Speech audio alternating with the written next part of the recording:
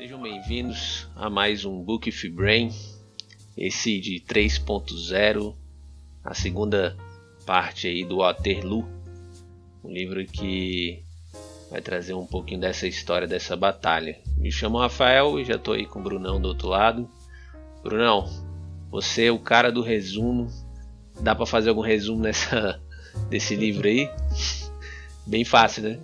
Bem, resumido, Waterloo trata dessa batalha, que é justamente nesse lugar que dá o nome ao livro, né? E trata do embate de dois nomes principais, que é o Napoleão tentando voltar a ser o grande conquistador, e do outro lado temos o Duque de Wellington, né? Que reúne os aliados aí para tentar impedir esse avanço de Napoleão.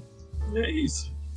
E é isso, né? A gente acha que vai ter alguma coisa talvez diferente no livro, mas não. O livro ele é bem constante, né? Essas aproximadamente mais 100 páginas aí que a gente leu, acabei nem colocando aí o número das páginas, mas beleza. Mas essa quantidade que a gente leu aí também foca muito ali na batalha, nas coisas que vão acontecendo no decorrer daquela batalha, né? Não tem muita diferença da primeira parte, né? Isso. Então, bom, eu fui destacando algumas coisas, né, que me saltaram aos olhos, assim. O contexto de guerra é o mesmo, então acho que nem faz sentido a gente mencionar novamente. Faz mais sentido para mim mencionar as coisas que destoam um pouquinho dentro desse cenário de guerra, né? Napoleão, que a gente já tinha contado antes, é que ele não se importava muito com quem morria para alcançar os objetivos dele, né? E já o Wellington era diferente. Ele parecia ser distante dos seus subordinados ali, mas ele, no trecho que eu li, falava que ele chegava a chorar por conta da morte dos soldados. E não morria pouca gente, né?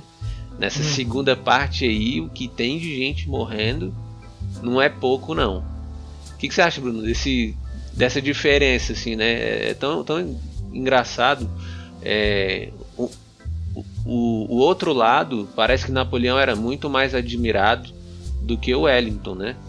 Só que Napoleão ele tinha essa postura de total distância, de não se importar mesmo e só querer atingir os seus objetivos. Já o Wellington não.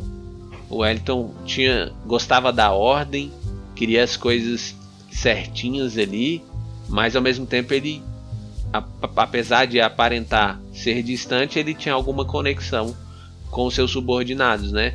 E isso que é estranho, assim, porque do outro lado a galera seguia loucamente, e desse lado de cá, do Wellington, não é essa coisa tão louca, esse culto a um líder, né? Foi igual você falou ali, que é importante nesse sentido, que o Napoleão ele era carismático, né? Então mesmo ele não se importando com ninguém, mas ele sabia como ganhar as pessoas. Já você vê que é um contraste, né? Já o Duque de Wellington, ele era distante, né? Pode ser até talvez assim, para não se envolver tanto, porque se você já diz, como você disse, se ele já é um pouco distante, ele já tinha essa carga, né, em cima dele, de chegar a chorar pela perda. Então eu acho que essa distância poderia ser até um sistema de defesa, né? Provável. Mas ele provavelmente não era um cara tão carismático, né? Essa coisa de disciplina e ordem é mais da cultura dos ingleses, né? Saber que até hoje eles são conhecidos pelo esse jeito certinho, né? Mas eu acho que ele agia dessa forma como se fosse, você que é psicólogo, né? Que psicólogo não pode se envolver emocionalmente com paciente. Sim. Acho que ele não via... totalmente, né? Não totalmente. Em algum nível pode. Assim, eu acho que ele via dessa forma os homens dele, né? Porque eu acho que, imagina você sendo um líder, né? Eu acho que se você se envolver demais, acaba que fica muito apaixonado. Você fica mais sujeito a tomar decisões, vamos dizer assim, erradas na guerra. Né? E é curioso que, assim, que é uma história real, né? E cada lado tem uma pessoa que contrasta bastante com a outra, né? Bem curioso isso mesmo. Pois é. E interessante que você falou, assim, de... Talvez fosse isso mesmo, assim, o Wellington, ele não ficava tão próximo porque, cara, ele sabia que quando ele tomasse uma decisão ia morrer muita gente, né? E geralmente era assim. As pessoas que estavam naquela batalha ali, elas iam de praticamente peito aberto, sem proteção nenhuma, para uma salva de balas, né? Para ser metralhado ali. Às vezes dão de cara com canhões e tal. E imagine, você como líder, você precisa tomar a decisão e você sabe que vidas serão perdidas. Não tem jeito, né? Vai acabar acontecendo e talvez se ele fosse próximo de todos, o cara não ia conseguir liderar. Faz sentido isso? Sim, com certeza. Você imagina a dificuldade e você vê que em vários trechinhos o Bernard ele descreve literalmente algumas coisas que acontecem. Então você se pega lendo assim, porque pessoa tal foi atingido por uma bala de canhão, por exemplo, e teve um braço destroçado, né? Teve a cabeça arrancada. Então, assim, guerra é uma coisa muito feia, né?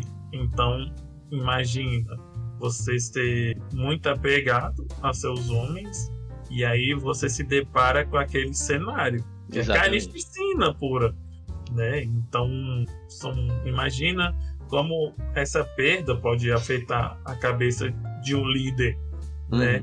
Aí, se você for até mais racional um pouco, o perfil do Napoleão é até mais adequado, né? Porque ele consegue tomar decisões sem se importar com quem vai morrer, né? Então, estrategicamente, ele é até mais adequado do que o Wellington, né? Tanto que você vê que é uma coisa que é sempre frisada no livro também, que o Wellington ele sempre tem uma postura mais defensiva, né? Enquanto o Napoleão é um cara que é sempre ofensivo, ele é full ataque, né? Você pode ver que eles contrastam nisso também. Pode ser pelo jeito que eles veem os seus homens também, né? Faz sentido, sim. De fato, é estranho isso, mas você tem que utilizar ali os seus homens como recursos, né? E alocar eles nos locais certos e sem pensar muito na morte deles, né? Sim. E aí já em sequência, assim, os efeitos colaterais da guerra, né? Eles estavam invadindo vilas ali. Provavelmente devia ter moradores. E aí tem um relato assim de uma mulher que morre, cara, no meio do confronto lá. Eu não lembro direito agora como é que era a parte, mas essa mulher simplesmente uma bala acha ela, né? Não é nem uma bala perdida. E aí eu fiquei pensando ali, porque não era só isso que eles faziam.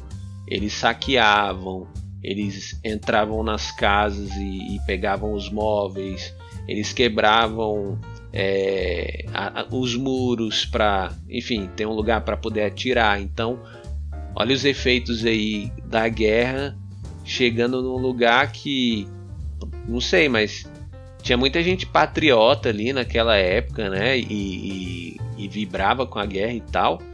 Mas será que o pessoal gostava disso quando era dentro da sua casa?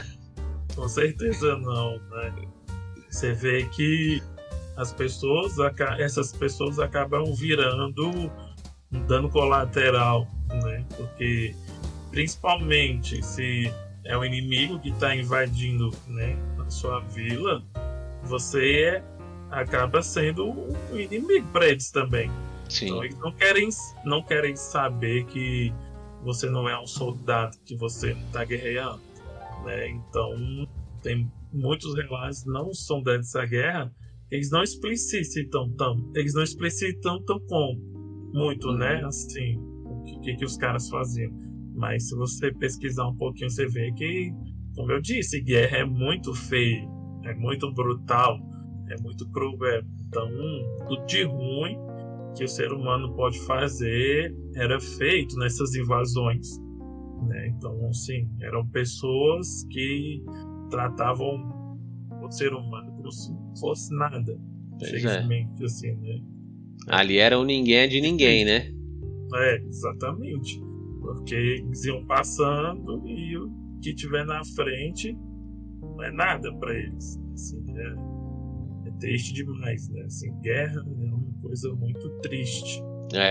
E aí, logo em sequência, assim, uma outra coisa que eu achei engraçado, né? Que naquela época já tinha fake news, né? Então, é engraçado, porque óbvio que isso não é de hoje, né? Não é algo contemporâneo, é algo que sempre existiu, a informação falsa ou a informação desencontrada, e ali a gente consegue ver os efeitos disso em alguns momentos. Então, os rumores geravam pânico, né? E aí o pessoal já, na doida, começava a sair da cidade, né? Sem nem saber se era verdade ou se não era. Né? Então tem esse trecho aí, e mais uma vez os danos, né? Os efeitos colaterais aí da guerra, porque tu tem que pegar o beco, tu vai ficar lá vacilando, né? Não faz nem sentido. Não, e você vê que, né, igual você falou, até o desencontro de informações, né? Que tem um líder de um batalhão que ele recebe informação errada, né? Chegou para ele. Teve isso mesmo. E aí fica andando pros cantos e não chega em lugar nenhum. Exatamente, né? Foi para um lado, foi pro outro. Foi para um lado, foi para o outro. E você vê que a participação dele, se ele chegasse em algum lugar, poderia ser até decisiva positivamente para o Napoleão. Mas como esse cara não chegou em lugar nenhum, exatamente. Os aliados conseguiram segurar, né, se defender melhor. Pois você vê, né, que assim, é igual eu falei na live anterior, o tempo passa, mas você vê que as coisas não mudaram tanto, não. Você vê que você traz para hoje em dia tanto de pessoas que tecem opiniões baseadas em falsas informações ou informações pela metade ou informações que chegaram errado, né? E que como isso pode ser bastante prejudicial. Então, no livro você vê que um pedaço do batalhão ali fica a esmo, né? Não chega em lugar nenhum e acaba alterando, né, o resultado da batalha.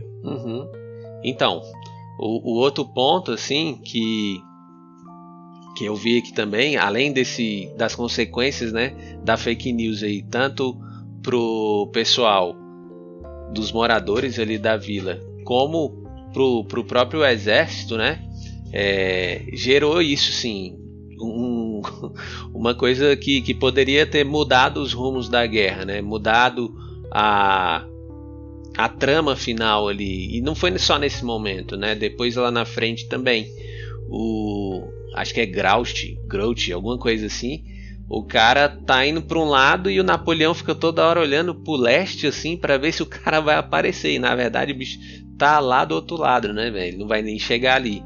E aí coisas que, como eu falei, poderiam ter mudado o rumo dessa batalha. Mas acho que o ponto mais interessante assim que eu vi nessas 100 páginas foi que talvez o Napoleão fosse daquele jeito, né, tão otimista em excesso, porque ele tinha uma doença chamada acromegalia, que um dos efeitos que ela causa na pessoa é esse otimismo em excesso. E aí o Napoleão, ele tinha isso, né, cara? Ele era muito muito confiante, né? Sim. E fora o fato que numericamente ele estava melhor também, né? Ele tinha mais soldados, tinha mais canhões na cabeça dele, né? Pode ser um efeito dessa doença. A tática dele era melhor, né? Era mais efetiva, tanto que você vê que no trecho ele pensa que se esse batalhão que ficou perdido chegasse onde tinha que chegar, a vitória era certa. E isso realmente era muito provável, né? Mas por essa ironia do destino aí acabou não acontecendo. Então eu acho que além dessa doença, eu acho que muitos acontecimentos na vida dele corroboraram, né? Eu acho que soma esse efeito da superconfiança, né? Porque você vê que é um cara que ele é conhecido até hoje, que na época dele ele era adorado. Então, você coloca nessa perspectiva, você já tem uma predisposição para ter um ego inflado. Pois tudo ao seu redor ainda influencia, né? Então, acho que era inevitável que ele fosse assim. E é interessante assim que até nas afirmações dele, ele não afirmava por ele afirmava pela França. Sim. Né? Ele era o representante ali, mesmo que ele não estivesse representando. Mas o fato é que ele tinha muito apoio popular também. Que de vez em quando chegavam umas notícias na França, né? E aí tem um trecho lá que fala de uns dois universitários que estão num café e tal, e aí chega a notícia ali sei lá, um boletim, alguma coisa assim, de que a guerra tá indo bem. E eles vibram com isso, né? Eles comemoram com isso. Não, você vê que quando a notícia de Napoleão está voltando, chega lá na França, um tanto de gente que vira as costas para o rei, né? Então, imagina nessa época a gravidade do que seria você virar as costas para o seu rei, para a pessoa que está ali regendo atualmente. Então, é isso que eu tô falando. Ele podia ter esse ego inflado pela doença, né? Mas você vê que o cotidiano, o ambiente no qual ele fazia parte, corroborava para isso também. Exatamente. E o último ponto que eu deixei aqui, como a gente falou, não tem muita coisa pra gente explorar, fora que é o relato da guerra, né, de ambos os lados, de todos os atores que estão ali, que o Bernard conseguiu colher na sua pesquisa.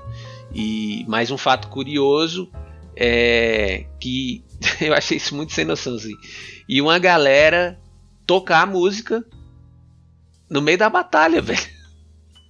Tipo mas assim, a batalha tinha trilha sonora, tá ligado? Sim, mas isso existe há muito, desde bem antes dessa guerra de Napoleão, né? Tinha assim, na medieval já tinha essa galera que tocava música aí eles tinham música, tinha grito de guerra, né? Não, e você imagina, às vezes, ele no meio do conflito. É isso que eu penso, pô. É isso que eu acho estranho. Tipo assim, o cara tá lá tocando tambor e bala voando, tá ligado? De um lado pro outro, ele no meio do conflito. É totalmente... O cara tá deslocado, pô, daquele contexto, velho. É o contexto de confronto de bala, né? É o contexto pra tu tocar uma música. Claro que a música tinha uma importância ali, né? Ela elevava o moral da tropa e ditava o ritmo, né? Foi pelo menos isso que eu consegui perceber. Mas mesmo assim é muito estranho, velho. O cara que não pega em armas, quer dizer, eu acho que não pegava, né? Tanto o pessoal da música quanto o pessoal do estandarte, né, que ficava segurando as bandeiras. O pessoal não pega em arma e tá no meio do conflito armado, velho. É muito doideira isso. Você vê, se for analisar friamente, é insano, né? Pois é. Ali é bala comendo, espada lá em cima do outro e o cara lá, com um tamborzinho, com um trompete. Mas você vê assim que a maioria ali, né? Ali tinha dois tipos de pessoa, acredito, basicamente. Quem realmente era patriota ou tá ali por dever, né? Quem não tinha opressão. Mas mesmo assim, eu acho que dentro de cada um tinha uma crença de que o fim daquilo ali poderia ser algo bom, né? Muita gente buscava glória, né? Distinção, né? Não era só do lado de Napoleão. Era do outro lado também. O pessoal queria seguir na carreira militar e subir de patente, né? Porque, enfim, os militares tinham provavelmente alguns privilégios, né? Os de alta patente, provavelmente. Então, e como eles eram vistos, né, na sociedade também, ainda mais numa época onde guerra era algo super comum, né? Então você ser tido como um herói devia ser uma sensação assim incomparável, e muitos deviam estar buscando isso, sabe? Sim, era algo que era visto como sendo muito famoso, né? Você vê que, por exemplo, deserção mesmo é considerado um crime. Pois é. Era simplesmente porque, com certeza, igual eu tô falando, tinha gente que ia por obrigação, né? Com certeza. Até forçado aí, mas pelo que a gente lê, você vê que é a minoria, né? Mas que a maioria ali acredita fielmente que aquilo tem honra, né? E igual você falou, que é bem visto pela sociedade, então eles tinham um desejo genuíno ali de perder a vida naquilo ali, né? E que se sobrevivesse, se destacasse, seria muito melhor, né? Bom, pra mim, assim, essas 100 páginas aí aproximadamente que a gente leu nessas 2 semanas pra trás, pra mim, continuou no mesmo ritmo do livro, assim, eu não acho que...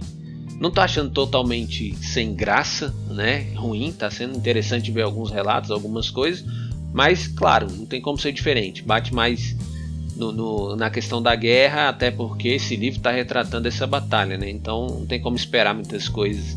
E claro, também não é nem baseado, né? É fatos reais. Então acho que continua a mesma impressão, assim, tá até um pouco interessante. Não acho que tem muita surpresa pela frente, mas não tá difícil de ler, não, pelo menos não pra mim. E pra você, Brunão, como é que foi aí? Já emenda com as considerações finais. Sim, então você falou, né? O livro linear tá falando de uma guerra. Então, o Bernard, eu vejo ele como uma pessoa que quis ser mais técnica, né? Não quis romantizar tanto, né? Ele quis dar a versão da importância que ele acha que essa batalha teve de um jeito mais técnico. Né? Então, como se ele estivesse lá vendo e escrevendo, ó, tá acontecendo isso, isso e isso. E o cara aparentemente faz uma pesquisa extensa, né? Porque ele vai em vários relatos, assim, de várias pessoas do lado da França, do lado de cá, no caso não Brasil, né? O pessoal, os aliados ali. E ele colhe muito relato. Isso, assim, que eu acho que fica um pouco interessante quando ele coloca esses relatos do pessoal mesmo que viveu a situação ali. Acho isso legal. Aí sim, você vê que além dos relatos, né, ele dá essas informações técnicas que eu tô falando. Então ele fala até de espessura da bala do canhão. Exatamente. Do que o inglês usa, o tipo de mosquete. O cara sabe muito, velho. O cara sabe muito. Então, assim, pra quem gosta muito de guerra em si e dessa dinâmica, que você vê que tem toda uma dinâmica. Né? Tanto que todo fim de capítulo tem um mapa que mostra o que estava acontecendo no momento que ele está contando, né? Então Exatamente. Você vê que, igual a gente quando eu estava falando, né? Você vê que o simples fato de uma parte do batalhão ir pro lado errado, né? Muda totalmente o rumo. Então acho que nesse quesito técnico, ele é muito bom, né? Então, sim, você só tem que ter um pouco de paciência, porque não passa disso. Exatamente. Mas eu acho que o objetivo dele é esse, dar essa informação. Sim, as impressões finais são essas, que eu acho que ele leu muita coisa sobre essa batalha que é romantizada, né? E no discurso dele perde até a devida importância, né? Então ele fala no começo do livro que tem muita gente que fala sobre essa guerra, mas não dá o devido valor. Então acho que valor histórico, né? Porque eu acho que, igual eu tô falando, fica muito romantizado. Sim. Você romantiza demais, você deixa muita coisa realmente importante fora. Sim. Então ele não. Ele quer ser técnico naquilo. Beleza. Então é isso. A gente fica por aqui. Esse foi o Book of Brain 3.2.